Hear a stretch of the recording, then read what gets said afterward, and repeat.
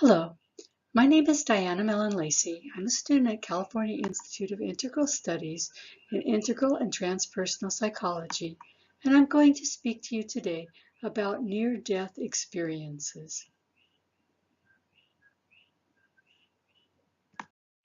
So I'm going to look at the near-death experiences in the context of their relationship to spiritual well-being by reviewing a study done recently by Surbhi Khanna and Bruce Grayson entitled Near-Death Experiences and Spiritual Well-Being.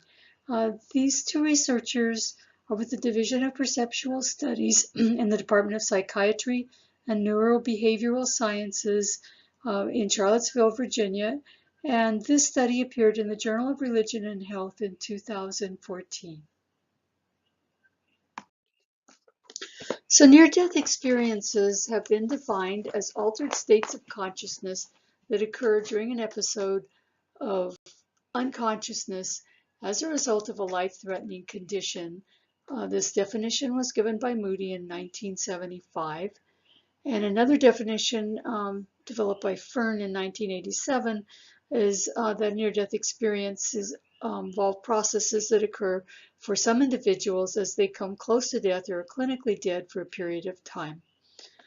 Finally, Van Lommel in 2011 gave the following definition of clinical death, defining it as the period of unconsciousness caused by the total lack of oxygen to the brain, anoxia, because of the arrest of circulation, cessation of breathing, or both. The incidence of NDEs, a prospective study of 116 cardiac arrest survivors done in the United States by Grayson in 2003, found that 15.5% reported near-death experiences. Then in the United Kingdom, a study done by Parnia et al. In 2001, which was also a prospective study, found that 63 survivors in the United Kingdom reported an incidence of NDE, and that was about 11%. An analysis of 9 prospective studies in 4 countries was done, and it yielded an incidence of 17% of critically ill patients actually experiencing an NDE. So we do know that we've got a range between probably 10 and 20% of people experiencing a threat to life that do have a near-death experience. What characterizes a near-death experience? Moody, in studies done in 1975 and 1977, drew from these studies to identify 15 characteristics of NDEs. These were particular characteristics that were commonly described by survivors. So the first is ineffability. This is difficult to describe at all. The second is hearing oneself pronounced dead. Another is overwhelming feelings of peace, hearing unusual sounds. Seeing a tunnel seemed to be a common experience. Dark passageway, how it was specifically described varied somewhat, but it was deemed in the research to be a tunnel. Sensation of being out of the body. Also seeing a being of light, meeting non-physical beings, and the experience of a life review was also commonly reported, or my whole life flashed before my eyes. A border or point of no return was also another commonality at which the person was turned back, frequently expressing disappointment at that having occurred. So then there was the experience of coming back to life. At that point, the NDEer had lost their fear of death because they had experienced it as something really beautiful. It also resonated in a deepened appreciation for life and a corroboration of out-of-body visions. And also, finally, there was a frustration experienced by many of the people undergoing an NDE and trying to communicate this experience to others once they return to life. So the effects of near-death experiences have been shown to be profound and personally transforming. Often observed are drastic personality changes. For example, people that were formerly very motivated to make a lot of money or acquire a lot of personal possessions suddenly don't see those things as terribly relevant anymore. So you could say there's a value in lifestyle change resulting from it. And these changes have been found by Grayson in 2006 to mirror spiritual awakening, to be enduring self-transformations, and to incorporate self-transcendence. Noyes et al. In the 2009 study also found the effects to be a loss of fear of death, increased belief in life after death, a new sense of purpose or mission, heightened self-esteem, increased compassion and love for others, heightened spiritual concern, and greater appreciation for nature. So we'll briefly consider definitions and properties of spirituality, since this study on near-death experience compares the near-death experience to spiritual well-being. So spirituality has been defined by Maureen Zentner in 1975 as a quality that goes beyond religious affiliation and involves striving for inspiration, reverence, awe, meaning, and purpose, irrespective of a belief in any God. Then De Jager, Miesenbroek et al. In 2012 defined spirituality as one striving for an experience of connection with oneself, connectedness with others and with nature, and connectedness with the transcendent.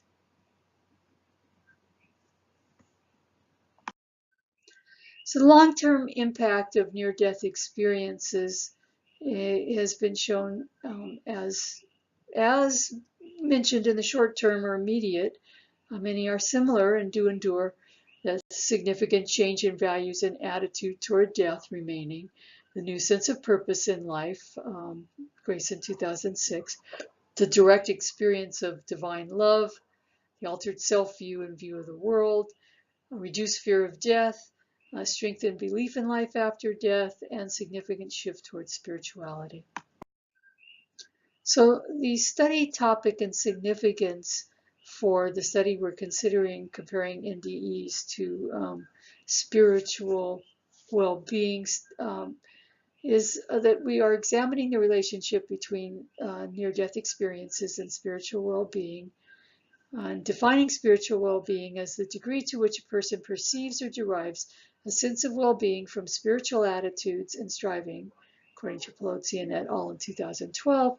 And spiritual well-being is considered a barometer for the ability to cope with challenges and may play a role in health outcomes. So identifying this association between the near-death experience and the spiritual well-being is important from the standpoint of a person's health.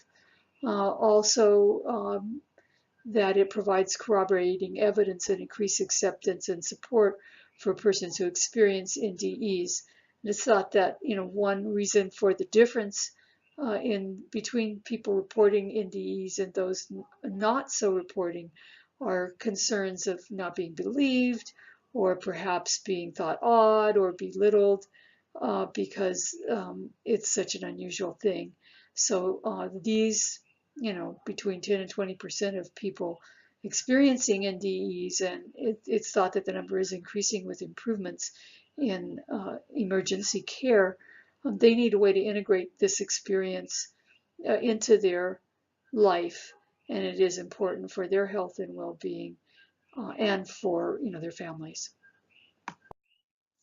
So the study hypothesis and purpose was that there is a relationship between NDEs and spirituality, and that there is an implied relationship between NDEs and spiritual well-being. Goals of the study were to assess the spiritual well-being of persons who experience NDEs and to determine whether a relationship between NDEs and spiritual well-being can be corroborated. The study design was a retrospective survey cross-sectional design, and two instruments were used to collect data. One is the Grayson Near-Death Experience Scale. This is a self-rated 16-item instrument used to measure presence or absence and intensity of the near-death experience. It was developed by Grayson in 1983. The Grayson Near-Death Experience Scale has been shown to have high internal consistency with a Cronbach's alpha of 0.88. Its split half reliability and test-retest reliability over a 6-month period are significant at the 0.001 level, a study by Grayson in 1983, and the long-term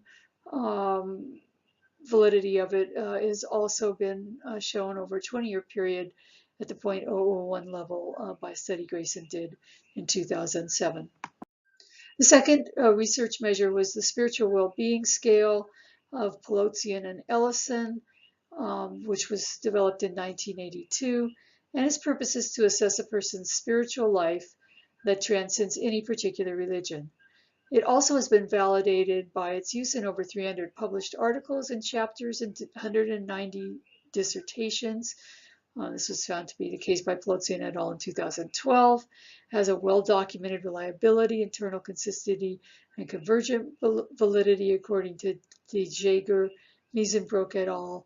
2012, and it consists of 20 self-rated Likert-type questions. So regarding populations and methods, this was a convenient sample and consisted of 224 self-selected individuals. These individuals had previously contacted the authors to share their experiences. So they were people who had an interest in their NDE experience and wanted to discuss it with researchers.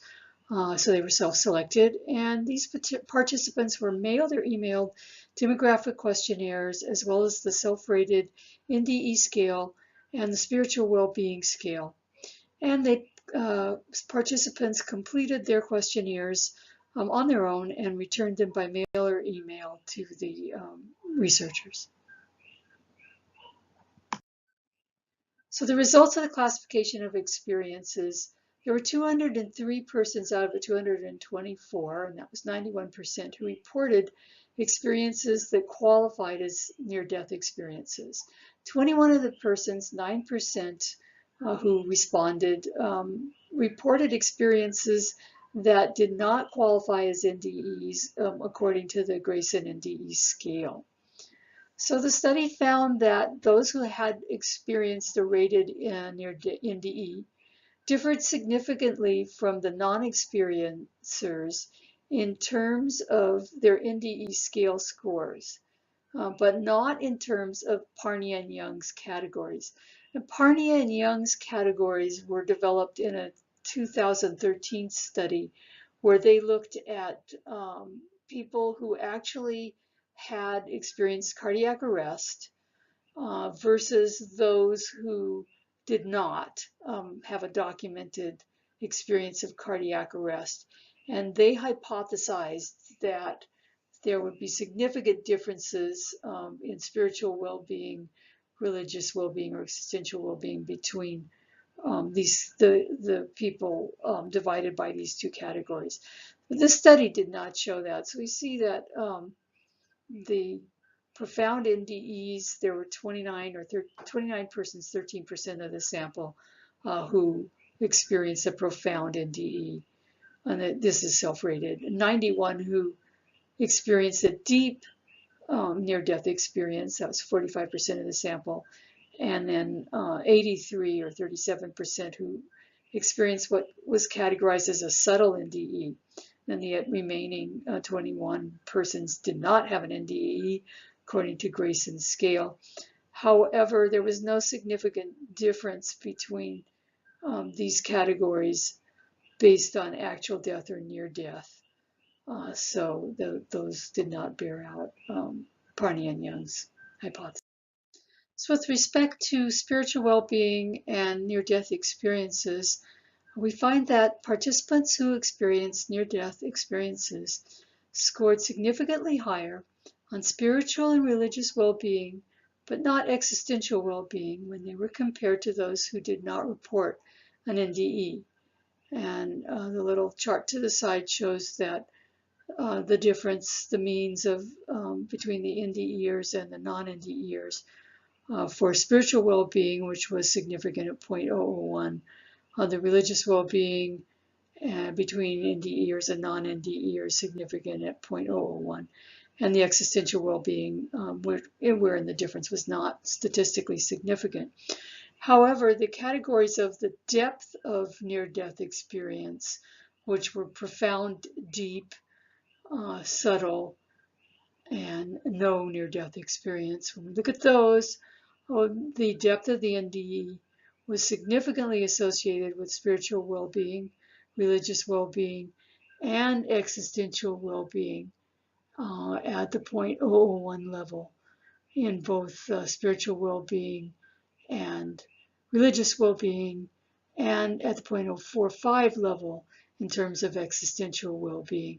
And there was no significance in any of these classifications, again, when using the Parnia and Young classification. So when we look at the study limitations presented, we find the correlation between the near-death experience depth and spiritual well-being may not reflect a causal effect of the NDE. The authors can't really attribute causality because of the fact that this is a retrospective study. Also, the fact that the sample was self-selected, it raises problems of generalizability. These are people who were interested enough to come forward on their own to reach out to the researchers based on their near-death experience, and so it doesn't tell us anything about those that may have had such an experience but did not come forward. We don't know if those are a different population. The data is self-reported, and it was not collected in the same way from all participants. Some people completed it by mail, some by email. We don't know when, where, and how they completed the data questionnaires, and there's no external corroboration of the validity of the self-descriptions or the responses given. Also, the reliability of the measuring scales, although it was established, may not be accurate when applied to the specific population of study. So the relation of the results to existing literature, we see that findings of near-death experiences are associated with increased spiritual well-being. And that's compatible with findings of spiritual growth following near-death experiences in other studies, notably those done by Noyes et al. In 2009 and Ring in 1980. Near-death experiencers reported spiritual well-being scales that were similar to religious samples in other studies, and non-near-death experiencers were considerably lower and similar to that seen in a previous study by Durham in 1988. Also, the depth of the near-death experience being associated with higher scores on the spiritual well-being scale and on both the religious and existential well-being subscales were consistent with a study done by McLaughlin and Maloney in 1984. So in the conclusions that the authors drew are that data suggests that near-death experiences are associated with an increased sense of spiritual well-being, and that deeper near-death experiences result in more profound effects. The depth of the NDE is associated with higher spiritual well-being scales or scores on both religious and existential well-being subscales, and that the data from the study supports previous research suggesting that near-death experiences may be a form or vehicle for spiritual awakening. So I think the authors here recognize that this is really at an exploratory level at this time. They use the words like suggest and, relate to. So I think they're recognizing the limitations very effectively, but nonetheless, there are some interesting findings here. And the authors do give future directions for study, one being the retrospective design as the limitation to any causal link between NDEs and spiritual well-beings. So the authors are proposing the need for prospective study, such as with patients at high risk for cardiac arrest. And the authors further recognize that another possible interpretation of the data is that prior spiritual well-being, in other words, people with a higher spiritual well-being at the outset, facilitates or increases the probability of a near-death experience. And so this could be another fruitful area for further study. So thank you very much for your attention to my presentation, and hope this presentation spiked your interest in the association between near-death experiences and spiritual well-being.